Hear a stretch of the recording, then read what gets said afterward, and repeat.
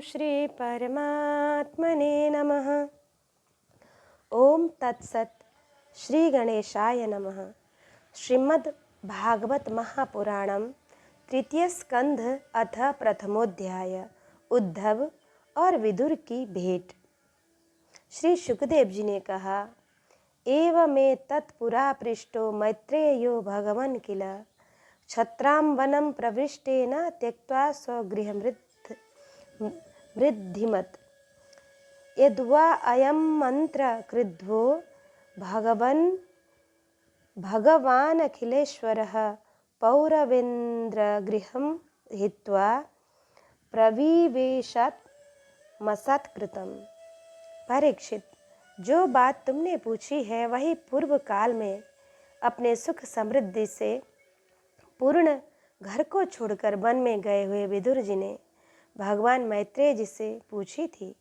जब सर्वेश्वर भगवान श्री कृष्ण पांडवों के दूत बनकर गए थे, तब वे दुर्योधन के महलों को छोड़कर उसी विदुर के घर में उससे अपना ही समझकर बिना बुलाए चले गए थे। राजा परीक्षित ने पूछा, प्रभु यह तो बतलाइए कि भगवान मैत्रेय के साथ विदुर जी का समागम कहाँ और किस समय हुआ था। पवित्र आत्मा विदुर ने महात्मा मैत्रेय जी से कोई साधारण प्रश्न नहीं किया होगा, क्योंकि उसे तो मैत्रेय जी जैसे साधु शिरोमणि ने अभिनंदन पूर्वक उत्तर देकर महिमान्वित किया था। सूत जी कहते हैं, सर्वज्ञ सुखदेव जी ने राजा परीक्षित के इस प्रकार पूछने पर अति प्रसन्न होकर कहा, सुनो। सुखदेव जी कहने लगे, यदा तु राजा स्वसुतान साधुन पुष्णन्न धर्मेण विनष्ट दृष्टि भ्रातुर्य विष्ठस्य सुतान विबंधुन प्रवेश्य लाभा भवने ददाह। परीक्षित, यह उन दिनों की बात है जब अंधे राजा धृतराष्ट्र ने अन्यायपूर्वक अपने दुष्ट पुत्रों का पालन पोषण करते हुए अपने छोटे भाई पांडु के अनाथ बालकों को लाक्षा भवन में भेजकर आग लगा दी थी। जब उनकी पुत्र वधू और महाराज युधिष्ठिर की पटरानी द्रौपदी के केश दुशासन ने भरी सभा में खींचे, उस समय द्रौपदी की आंखों से आंसू की धारा बह चली थी और उस प्रवाह से उसके वक्षस्थल पर लगा हुआ केसर भी बह चला, किंतु धृतराष्ट्र ने अपने पुत्र को उस कुकर्म से नहीं रोका। दुर्योधन ने सत्यपरायण और भोले भाले युधिष्ठिर का राज्य जुए में अन्याय से जीत लिया और उन्हें वन में निकाल दिया, किंतु वन से लौटने पर प्रतिज्ञा अनुसार जब उन्होंने अपना न्यायोचित पैतृक भाग मांगा, तब भी मोहवश उन्होंने उस अजात शत्रु युधिष्ठिर को उनका हिस्सा नहीं दिया। महाराज युधिष्ठिर के भेजने पर जब जगत गुरु भगवान श्री कृष्ण ने कौरव की सभा में हित भरे सुमधुर वचन कहे, जो भीष्मादि सज्जनों को अमृत से लगे, पर कुरु राजा ने उनके कथन को कुछ भी आदर नहीं दिया। वो देते कैसे? उनके तो सारे पुण्य नष्ट हो चुके थे। फिर जब सलाह के लिए विदुर जी को बुलाया गया, तब मंत्रियों में श्रेष्ठ विदुर जी ने राज्यसभा में जाकर बड़े भाई धृतराष्ट्र के पूछने पर उन्हें वह संपत्ति दी जिसे नीति शास्त्र के जानने वाले पुरुष विदुर नीति कहते हैं। उन्होंने कहा, महाराज आप अजात शत्रु महात्मा युधिष्ठिर को उनका हिस्सा दे दीजिए। वे आपके न सहने योग्य अपराध को भी सह रहे हैं। भीम रूप काले नाग से तो आप भी बहुत डरते हैं। देखिए, वह अपने छोटे भाइयों के सहित बदला लेने के लिए बड़े क्रोध से फुफकार मार रहा है। आपको पता नहीं, भगवान श्री कृष्ण ने पांडवों को अपना लिया है। वे यदुवीरों के आराध्य देव इस समय अपनी राजधानी द्वारका में विराजमान हैं। उन्होंने पृथ्वी के सभी बड़े बड़े राजाओं को अपने अधीन कर लिया है तथा ब्राह्मण और देवता भी उन्हीं के पक्ष में हैं, जिसे आप पुत्र मानकर पाल रहे हैं। तथा जिसकी हाँ में हाँ मिलाते जा रहे हैं, उस दुर्योधन के रूप में तो मूर्तिमान दोष ही आपके घर में घुसा बैठा है। यह तो साक्षात भगवान श्री कृष्ण से द्वेष करने वाला है। इसी के कारण आप भगवान श्री कृष्ण से विमुख होकर श्रीहीन हो रहे हैं। अतएव यदि आप अपने कुल की कुशल चाहते हैं तो इस दुष्ट को तुरंत ही त्याग दीजिए। विदुर जी का ऐसा सुंदर स्वभाव था कि साधुजन भी उसे प्राप्त करने की इच्छा करते थे, किंतु यह बात सुनते ही कर्ण, दुशासन और शकुनि के सहित दुर्योधन होठ अत्यंत क्रोध से भड़कने लगे और उनसे उनका तिरस्कार करते हुए कहा, अरे इस जटिल दासी पुत्र को यहाँ किसने बुलाया है? यह जिनके टुकड़े खा खा कर जीता है, उन्हीं के प्रतिकूल होकर शत्रु का काम बनाना चाहता है। इसके प्राण तो मत लो, परंतु इसे हमारे नगर से तुरंत बाहर निकाल दो। भाई के सामने ही कानों में बाण के समान लगने वाले इन अत्यंत कठोर वचनों से मर्माहत होकर भी विदुर जी ने कुछ बुरा न माना और भगवान की माया को प्रबल समझकर अपना धनुष राजद्वार पर रख वे हस्तिनापुर से चल दिए। कौरवों को विदुर जैसे महात्मा बड़े पुण्य से प्राप्त हुए थे। वे हस्तिनापुर से चलकर पुण्य करने की इच्छा से भूमंडल में तीर्थपाद भगवान के क्षेत्र में विचरने लगे, जहाँ श्री हरि, ब्रह्मा, रुद्र, अनंत आदि अनेकों मूर्तियों के रूप में विराजमान हैं। जहाँ जहाँ भगवान की प्रतिमा से सुशोभित तीर्थ स्थान, नगर, पवित्र वन, पर्वत, निकुंज और निर्मल जल से भरे हुए नदी, सरोवर आदि थे, उन सभी स्थानों में वे अकेले ही विचरते रहे। वे अवधूत वेश में स्वच्छंदता पूर्वक पृथ्वी पर विचरते थे, जिससे आत्मीय जन उन्हें पहचान न सके। वे शरीर को सजाते न थे, पर पवित्र और साधारण भोजन करते, शुद्ध वृत्ति से जीवन निर्वाह करते, प्रत्येक तीर्थ में स्नान करते, जमीन पर सोते और भगवान को प्रसन्न करने वाले व्रतों का पालन किया करते थे। इस प्रकार भारतवर्ष में ही विचरते विचरते जब तक वे प्रवास क्षेत्र में पहुँचे, तब तक भगवान श्री कृष्ण की सहायता से महाराज युधिष्ठिर पृथ्वी का एक छत्र अखंड राज्य करने लगे थे। वहाँ उन्होंने अपने कौरव बंधुओं को विनाश का समाचार सुना। कौरव बंधुओं के विनाश का समाचार सुना, जो आपस की कलह के कारण परस्पर लड़ भिड़ कर उसी प्रकार नष्ट हो गए थे, जैसे अपनी ही रगड़ से उत्पन्न हुई आग से बांसों का सारा जंगल खाक हो जाता है। यह सुनकर वे शोक करते हुए चुपचाप सरस्वती के तीर पर आए। वहाँ उन्होंने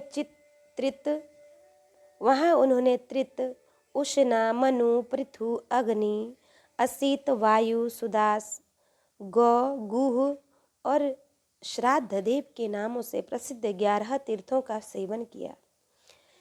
इनके सिवा पृथ्वी में ब्राह्मण और देवताओं के स्थापित किए हुए जो भगवान विष्णु के और भी अनेकों मंदिर थे, जिनके शिखरों पर भगवान के प्रधान आयुध चक्र के चिन्ह थे और जिनके दर्शन मात्र से श्री कृष्ण का स्मरण हो आता था, उनका भी सेवन किया। वहाँ से चलकर वे धन धान्य पूर्ण सौराष्ट्र, सौबीर, मत्स्य और कुरुजांगल आदि देशों में होते हुए जब कुछ दिनों में यमुना तट पर पहुँचे, तब वहाँ उन्होंने परम भक्त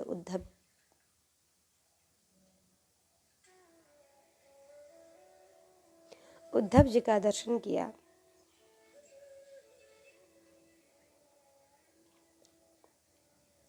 वे भगवान श्री कृष्ण के प्रख्यात सेवक और अत्यंत शांत स्वभाव के थे। वे पहले बृहस्पति जी के शिष्य रह चुके थे। विदुर जी ने उन्हें बृहस्पति के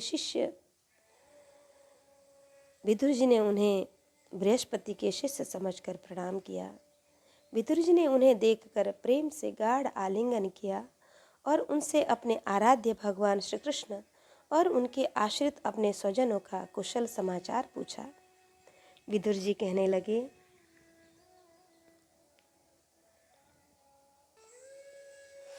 कच्चिद पुराणौ पुरुषौ सोनाभ्य पाद्यानुवृत्तेः किलावतीर्णौ आसात उर्व्यः कुशलं विधाय कृतक्षणौ कुशलं सुरगेः। उद्धव जी, पुराण पुरुष बलराम जी और श्री कृष्ण ने अपने ही नाभि कमल से उत्पन्न हुए अब श्री वसुदेव के घर कुशल से रह रहे हैं ना। प्रियवर, हम कुरुवंशियों के परम सुहृद और पूज्य वसुदेव जी, जो पिता के समान उदार पूर्वक अपनी कुंती आदि बहनों को उनके स्वामियों का संतोष कराते हुए उनकी सभी मनचाही वस्तुएं देते आए हैं, आनंद पूर्वक है ना। प्यारे उद्धव जी, यादवों के सेनापति वीरवर प्रद्युम्न जी तो प्रसन्न है ना, जो पूर्व जन्म में कामदेव थे तथा जिन्हें देवी रुक्मणी जी ने ब्राह्मणों की आराधना करके भगवान से प्राप्त किया था। सात्वत वृष्णि भोज और दाशार्ह वंशी यादवों के अधिपति महाराज उग्रसेन तो सुख से है ना, जिन्होंने राज्य पाने की आशा का सर्वथा त्याग कर दिया था, किंतु कमल नयन भगवान ने जिन्हें फिर से राज सिंहासन पर बिठाया। सौम्य, अपने पिता श्री कृष्ण के समान समस्त रथियों में अग्रगण्य श्री कृष्ण तनय सांब कुशल तो है ना। ये पहले पार्वती जी के द्वारा गर्भ में धारण किए हुए स्वामी कार्तिकेय हैं। अनेकों व्रत करके जाम्बवती ने इन्हें जन्म दिया था, जिन्होंने अर्जुन से रहस्य युक्त धनुर्विद्या की शिक्षा पाई है। वे सात्विकी कुशल पूर्वक तो है ना। वे भगवान श्री कृष्ण की सेवा से अनायास ही भगवत जनों की उस महान स्थिति पर पहुंच गए हैं, जो बड़े बड़े योगियों को भी दुर्लभ है। भगवान के शरणागत निर्मल भक्त बुद्धिमान अक्रूर जी भी प्रसन्न हैं, जो श्री कृष्ण के चरण चिन्हों से अंकित ब्रज के मार्ग की रज में प्रेम से अधीर होकर लौटने लगे थे। भोजवंशी देवक की पुत्री देवकी जी अच्छी तरह है ना, जो देव माता अदिति के समान ही साक्षात विष्णु भगवान की माता हैं। जैसे वेद त्रयी यज्ञ विस्तार रूप अर्थ को अपने मंत्रों में धारण किए रहती हैं, उसी प्रकार उन्होंने भगवान श्री कृष्ण को अपने गर्भ में धारण किया था। आप भक्त जनों की कामनाएं पूर्ण करने वाले भगवान अनिरुद्ध जी सुखपूर्वक है ना, जिन्हें शास्त्र वेदों के आदि कारण और अंतःकरण चतुष्ट के चौथे अंश मन के अधिष्ठाता बतलाते हैं। चित्त, अहंकार, बुद्धि और मन, ये अंत करने के 4 अंश हैं। इनके अधिष्ठाता क्रमशः वासुदेव, संकर्षण, प्रद्युम्न और अनिरुद्ध हैं।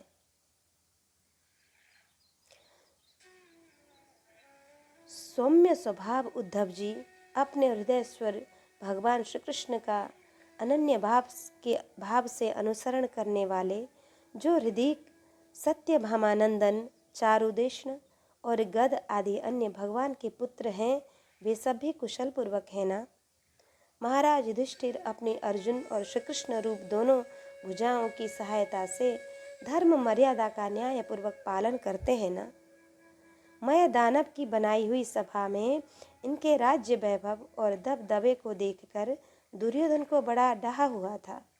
अपराधियों के प्रति अत्यंत असहिष्णु भीमसेन ने सर्प के समान दीर्घकालीन क्रोध को छोड़ दिया है क्या? जब वे गदा युद्ध में तरह तरह के पैंतरे बदलते थे, तब उनके पैरों की धमक से धरती डोलने लगती थी। जिनके बाणों के जाल से छिपकर किरात वेशधारी अतएव किसी की पहचान में न आने वाले भगवान शंकर प्रसन्न हो गए थे। वे रथी और युद्धपतियों का सुयश बढ़ाने वाले गांडीवधारी अर्जुन, जो गांडीवधारी अर्जुन है वे प्रसन्न तो है ना? अब तो उनके सभी शत्रु शांत हो चुके होंगे। पलक जिस प्रकार नेत्रों की रक्षा करते हैं, उसी प्रकार कुंती के पुत्र युधिष्ठिर आदि जिनकी सर्वदा संभाल रखते हैं और कुंती ने ही जिनका लालन पालन किया है, वे माद्री के यमज पुत्र नकुल सहदेव कुशल से तो है ना? उन्होंने युद्ध में शत्रु से अपना राज्य उसी प्रकार छीन लिया जैसे दो गरुड़ इंद्र के मुख से अमृत निकाल लाए। अहो, बेचारी कुंती तो राजर्षि श्रेष्ठ पांडु के वियोग में मृत प्रायसी होकर भी इन बालकों के लिए ही प्राण धारण किए हुए है।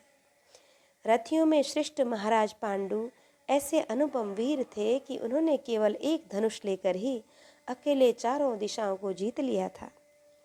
सौम्य स्वभाव उद्धव जी, मुझे तो अधपतन की ओर जाने वाले उन धृतराष्ट्र के लिए बार बार शोक होता है, जिन्होंने पांडव के रूप में अपने परलोकवासी भाई पांडु से ही द्रोह किया तथा अपने पुत्रों की हाँ में हाँ मिलाकर अपने हित चिंतक मुझको भी नगर से निकलवा दिया।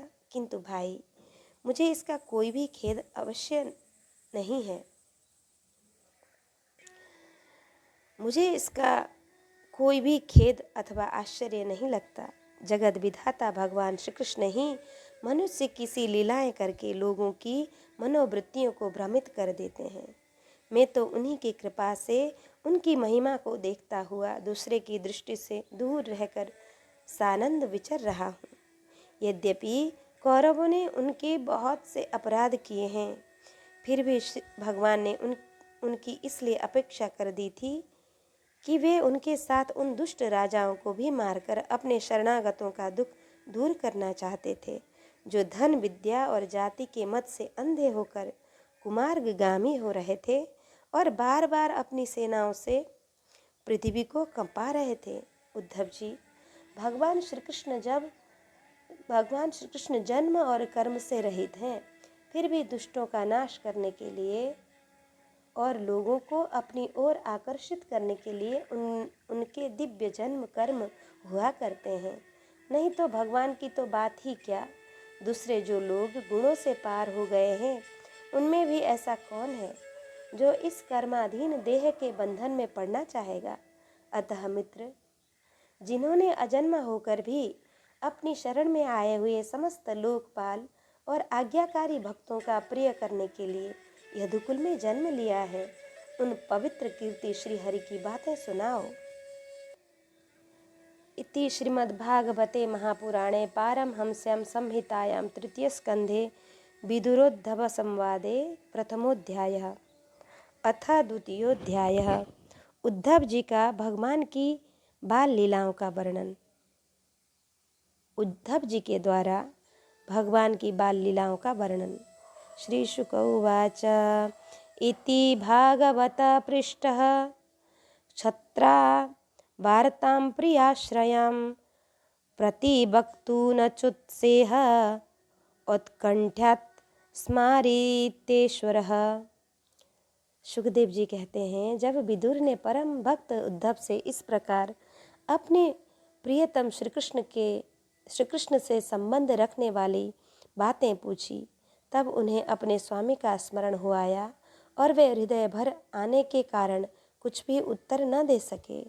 जब ये 5 वर्ष के थे, तब बालकों की तरह खेल में ही श्री कृष्ण की मूर्ति बनाकर उनकी सेवा पूजा में ऐसे तन्मय हो जाते थे कि कलेवे के लिए माता को बुलाने पर भी उसे छोड़कर नहीं जाना चाहते थे।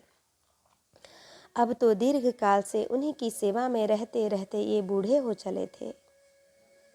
अतः विदुर जी के पूछने से उन्हें अपने प्यारे प्रभु के चरण कमलों का स्मरण हो आया। उनका चित्त विरह से व्याकुल हो गया। फिर वे कैसे उत्तर दे सकते थे। उद्धव जी श्री कृष्ण के चरणारविंद मकरंद सुधा से सराबर होकर घड़ी तक कुछ भी बोल न सके।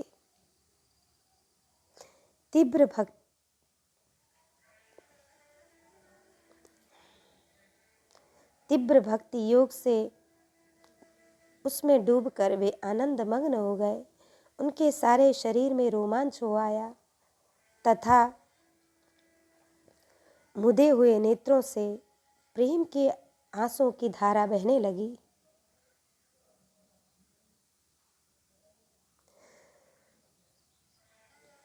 उद्धव जी को इस प्रकार प्रेम प्रवाह में डूबे हुए देखकर विदुर जी ने उन्हें कृतकृत्य माना।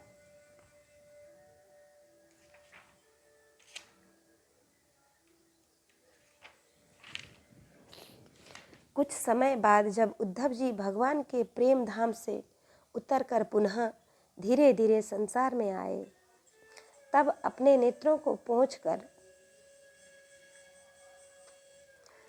भगवत लीलाओं का स्मरण हो आने से विस्मित हो विदुर जी से इस प्रकार कहने लगे कि कृष्ण कृष्ण धूमणि कृष्णद्युमणि निम्चोले गिरणेशो जगरेणः किं नु नः कुशलं ब्रूयां गता श्रीषु गृहेष्वहम्। विदुर जी, श्री कृष्ण रूप सूर्य के छिप जाने से हमारे घरों को काला रूप अजगर ने खा डाला है। वे श्रीहीन हो गए हैं। अब मैं उनकी क्या कुशल सुनाऊं। ओह, यह मनुष्य लोक बड़ा ही अभागा है। इसमें भी यादव तो नितांत भाग्यहीन है।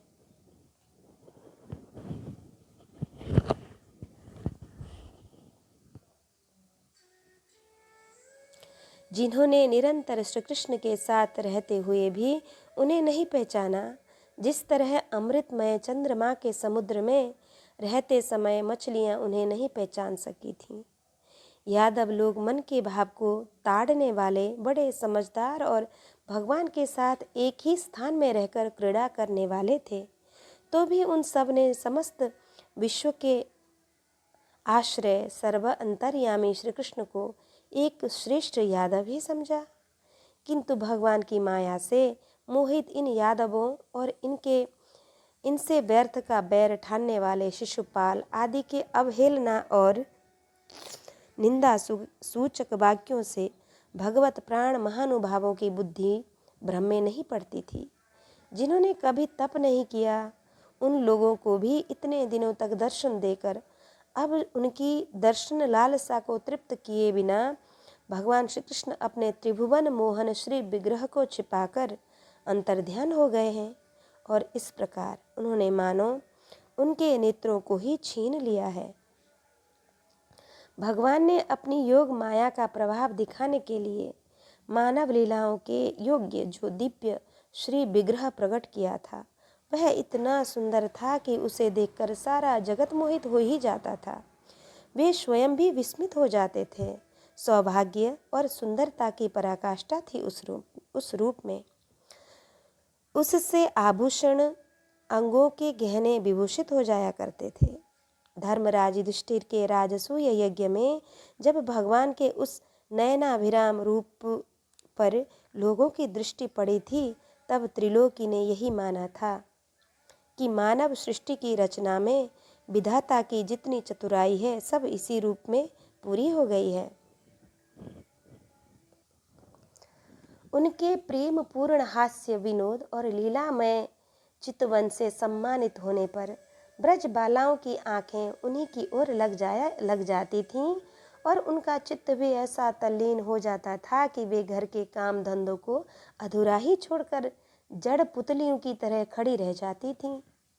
चराचर जगत और प्रकृति के स्वामी भगवान ने जब अपने शांत रूप महात्माओं को अपने ही घोर रूप असुरों से सताए जाते देखा, तब वे करुण भाव से द्रवित हो गए और अजन्मा होने पर भी अपने अंश बलराम जी के साथ काष्ठ में अग्नि के समान प्रकट हुए। अजन्मा होकर भी वसुदेव जी के यहाँ जन्म लेने की लीला करना, सबको अभय देने वाले होने पर भी मानव कंस के भय से ब्रज में जाकर छिप रहना और अनंत पराक्रमी होने पर भी कालियावन के सामने मथुरापुरी को छोड़कर भाग जाना, भगवान की ये लीलाएं याद आ आकर मुझे बेचैन कर डालती हैं। उन्होंने जो देवकी वसुदेव की चरण वंदन करके कहा था, पिताजी माताजी, कंस का बड़ा भय रहने के कारण मुझसे आपकी कोई सेवा न बन सकी। आप मेरे इस अपराध पर ध्यान न देकर मुझ पर प्रसन्न हो। श्री कृष्ण की ये बातें जब याद आती हैं तब आज भी मेरा चित्त अत्यंत व्यथित हो जाता है। जिन्होंने काल रूप अपने भ्रिकुटी विलास से ही पृथ्वी का सारा भार उतार दिया था, उन श्री कृष्ण के पाद पद्य पराग का सेवन करने वाला ऐसा कौन पुरुष है जो उसे भूल सके। आप लोगों ने राजसूय यज्ञ में प्रत्यक्ष ही देखा था कि श्री कृष्ण से द्वेष करने वाले शिशुपाल को वह सिद्धि मिल गई जिसकी बड़े बड़े योगी भलीभांति योग साधना करके स्पृहा करा करते हैं। उनका विरह भला कौन सह सकता है। शिशुपाल के ही समान महाभारत युद्ध में जिन दूसरे योद्धाओं ने अपनी आंखों से भगवान श्री कृष्ण के नयनाभिराम मुख कमल का मकरंद पान करते हुए अर्जुन के बाण से बिंधकर प्राण त्याग किया, वे पवित्र होकर सब के सब भगवान के परम धाम को प्राप्त हो गए। स्वयं भगवान श्री कृष्ण तीनों लोकों के अधीश्वर हैं, उनके समान भी कोई नहीं है। उनसे बढ़कर तो कौन होगा। वे अपने स्वतः सिद्ध ऐश्वर्य से ही सर्वदा पूर्ण काम है। इंद्रादि असंख्य लोकपालगण नाना प्रकार की भेंटें ला लाकर अपने मुकुटों के अग्रभाग से उनके चरण रखने की चौकी को प्रणाम किया करते हैं। विदुर जी,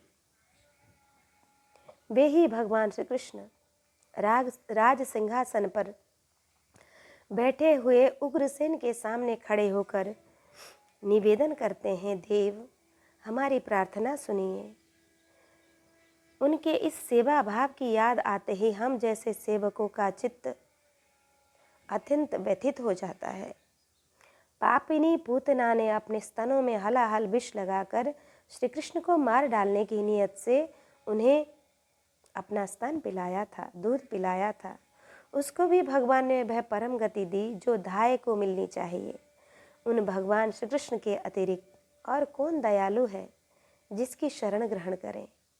मैं असुरों को भी भगवान का भक्त समझता हूँ, क्योंकि बैर भाव जनित क्रोध के कारण उनका चित्त सदा कृष्ण में लगा रहता था और उन्हें रणभूमि में भी सुदर्शन चक्रधारी भगवान को कंधे पर चढ़ाकर छटपटाते हुए गरुड़ जी के दर्शन हुआ करते थे। ब्रह्मा जी की प्रार्थना से पृथ्वी का भार उतारकर उसे सुखी करने के लिए कंस के कारागार में वसुदेव देवकी के यहाँ भगवान ने अवतार लिया था। उस समय कंस के डर से पिता वसुदेव ने उन्हें नंद बाबा के ब्रज में पहुँचा दिया था। वहाँ वे बलराम जी के साथ 11 वर्ष तक इस प्रकार छिपकर रहे कि उनका प्रभाव ब्रज के बाहर किसी पर प्रकट नहीं हुआ। यमुना के उपवन में जिसके हरे भरे वृक्षों पर कलरव करते हुए पक्षियों के झुंड के झुंड रहते हैं, भगवान श्री कृष्ण ने बछड़ों को चराते हुए ग्वाल बालों की मंडली के साथ विहार किया था। वे ब्रजवासियों की दृष्टि आकृष्ट करने के लिए अनेकों बाल लीला उन्हें दिखाते थे। कभी रोने से लगते थे, कभी हंसते और कभी सिंह शावक के समान मुग्ध दृष्टि से देखते। फिर कुछ बड़े होने पर वे सफ़ेद बैल और रंग बिरंगी शोभा की मूर्ति गौओं को चराते हुए अपने साथी गोपों को बांसुरी बजा बजा कर रिझाने लगे। उसी समय जब कंस ने उन्हें मारने के लिए बहुत से मायावी और मनमाना रूप धारण करने वाले राक्षस भेजे, तब उनको खेल ही खेल में भगवान ने मार डाला, जैसे बालक खिलौनों को तोड़ फोड़ डालता है। कालिया नाग का दमन करके विष मिला हुआ जल पीने से मरे हुए ग्वाल बालों और गौओं को जीवित कर उन्हें कालिया दह का निर्दोष जल पीने की सुविधा कर दी। भगवान श्री कृष्ण ने बढ़े हुए धन का सदव्यय कराने की इच्छा से श्रेष्ठ ब्राह्मणों के द्वारा नंद बाबा से गोवर्धन पूजा रूप गोयज्ञ करवाया। भद्र, इससे अपना मान भंग होने से मान भंग होने के कारण से जब इंद्र ने क्रोधित होकर ब्रज का विनाश करने के लिए मूसलधार जब जल बरसाना आरंभ किया, तब भगवान ने करुणावश खेल ही खेल में छत्ते के समान गोवर्धन पर्वत को उठा लिया और अत्यंत घबराए हुए ब्रजवासियों की तथा उनके पशुओं की रक्षा की। संध्या के समय जब सारे वृंदावन में शरद के चंद्रमा की चांदनी छिटक जाती थी, तब श्री कृष्ण उसका सम्मान करते हुए मधुर गान करते और गोपियों के मंडल की शोभा बढ़ाते हुए उनके साथ रास विहार करते थे। इति श्रीमद्भागवते महापुराणे पारमहंस्यां संहितायां तृतीय स्कंधे विदुरोद्धव संवादे द्वितीयोऽध्यायः। अथ तृतीयोऽध्यायः। भगवान के अन्य चरित्रों का वर्णन। उद्धव उवाच। उद्धव जी कहते हैं, ततः स आगत्य पुरं स्वपित्रो चिकीर्षयाशं बलदेव संयुतः निपात्य तुंगाद्रि पूयूथनाथं हतं व्यकर्षद व्यसुमोजसौर्व्यम्। इसके बाद श्री कृष्ण अपने माता पिता देवकी वसुदेव को सुख पहुँचाने की इच्छा से बलदेव के साथ मथुरा पधारे और उन्होंने शत्रु समुदाय के स्वामी कंस को ऊंचे सिंहासन से नीचे पटक कर तथा उसके प्राण लेकर उसकी लाश को बड़े जोर से पृथ्वी पर घसीटा और सांदीपनी मुनि के द्वारा एक बार उच्चारण किए हुए सांगोपांग वेद का अध्ययन करके दक्षिणा स्वरूप मरे हुए उनके पुत्र को पंच जन नामक राक्षस के पेट से यमुपुरी से लाकर दे दिया। भीष्मक नंदिनी रुक्मिणी के सौंदर्य के अथवा रुक्मी के बुलाने से जो शिशुपाल और उसके सहायक वहां आए हुए थे, उनके सिर पर पैर रखकर गांधर्व विधि के द्वारा विवाह करने के लिए अपनी नित्य संगिनी रुक्मिणी को वे वैसे ही हर कर लाए जैसे गरुड़ अमृत कलश को ले आए थे। स्वयंवर में सात बिना नथे हुए बैलों को नाथ कर नग्न जीती सत्या से विवाह किया। इस प्रकार मानभंग हो जाने पर मूर्ख राजाओं ने शस्त्र उठाकर राजकुमारी को छीनना चाहा। तब भगवान श्री कृष्ण ने स्वयं बिना घायल हुए अपने शस्त्रों से उन्हें मार डाला।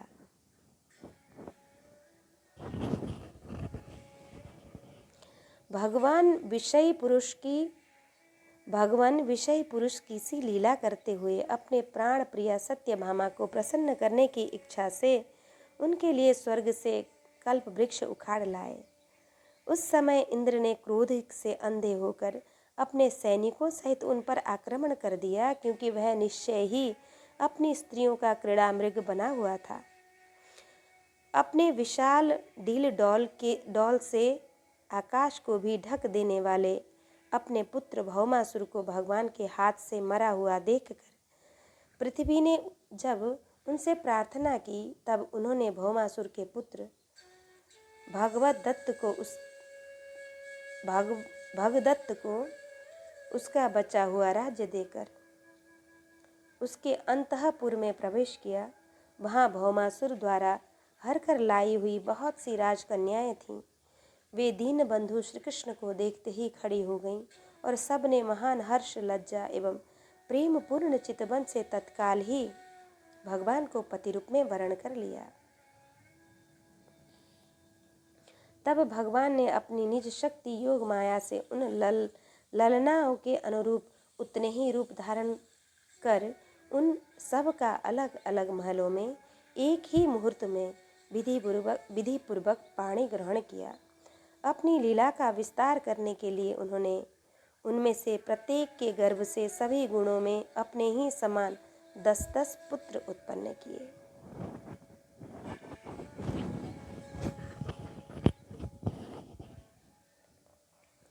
जब कालियबन, जरासंध और शाल्वादि ने अपनी सेनाओं से मथुरा और द्वारकापुरी को घेरा था, तब भगवान ने निज जनों को अपनी अलौकिक शक्ति दिखाकर उन्हें स्वयं मरवाया था।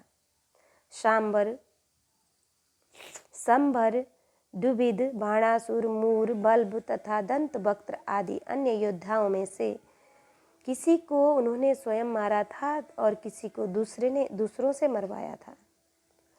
उसके बाद उन्होंने आपके भाई धृतराष्ट्र और पांडु के पुत्रों का पक्ष लेकर आए हुए राजाओं का भी संहार किया, जिनके सेना सहित कुरुक्षेत्र में पहुंचने पर पृथ्वी डगमगाने लगी थी। कर्ण, दुशासन और शकुनी की खोटी सलाह से जिसकी आयु और श्री दोनों नष्ट हो चुकी थीं, तथा भीमसेन की गदा से जिनकी जांग टूट चुकी थी, उस दुर्योधन को अपने साथियों के सहित पृथ्वी पर पड़ा देखकर भी उन्हें प्रसन्नता न हुई। वे सोचने लगे, यदि द्रोण, भीष्म, अर्जुन और भीमसेन के द्वारा इस 18 अक्षौहिणी सेना का विपुल संहार हो गया तो इससे पृथ्वी का कितना भार हल्का हुआ। अभी तो मेरे अंश रूप प्रद्युम्न आदि के बल से बढ़े हुए यादवों का दुस्सह दल बना ही हुआ है। जब ये मधुपान से मत वाले हो लाल लाल आंखें करके आपस में लड़ने लगेंगे, तब उससे ही इनका नाश होगा। इसके सिवा और कोई उपाय नहीं है। असल में मेरे संकल्प करने पर ये स्वयं भी अंतर्ध्यान हो जाएंगे। यूँ सोचकर भगवान ने युधिष्ठिर को अपनी पैतृक राजगद्दी पर बिठाया और अपने सभी सगे संबंधियों को सत्पुरुषों का मार्ग दिखाकर आनंदित किया। और उत्तरा के उधर में जो अभिमन्यु ने पुरु वंश का बीज स्थापित किया था, वह भी अश्वत्थामा के ब्रह्मास्त्र से नष्ट हो चुका था, किंतु भगवान ने उसे बचा लिया। उन्होंने धर्मराज युधिष्ठिर से 3 अश्वमेध यज्ञ करवाए और वे भी श्री कृष्ण के अनुगामी होकर अपने छोटे भाइयों की सहायता से पृथ्वी की रक्षा करते हुए बड़े आनंद से रहने लगे। विश्वात्मा श्री भगवान ने भी द्वारकापुरी में रहकर लोक और वेद की मर्यादा का पालन करते हुए सब प्रकार के भोग भोगे, किंतु सांख्य योग की स्थापना करने के लिए उनमें कभी आसक्त न हुए। मधुर मुस्कान, स्नेहमयी चितवन, सुधामयी वाणी, निर्मल चरित्र तथा समस्त शोभा और सुंदरता के निवास अपने श्री विग्रह से लोक परलोक और विशेषतया यादवों को आनंदित किया तथा रात्रि में अपनी प्रियाओं के साथ क्षणिक अनुराग युक्त होकर समयोचित विहार किया और इस प्रकार उन्हें भी सुख दिया।